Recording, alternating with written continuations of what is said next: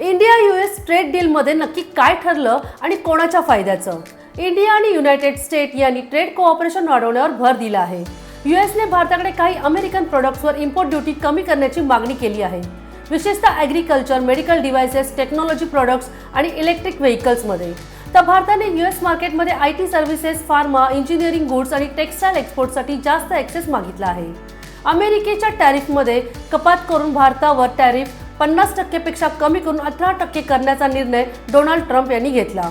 अमेरिकेने भारताच्या कापड निर्यातीवर 0% टॅरिफ जाहीर केला आहे. मात्र अट अशी आहे की कापूस आणि इतर कच्चा माल अमेरिकेतूनच खरेदी करावा लागेल.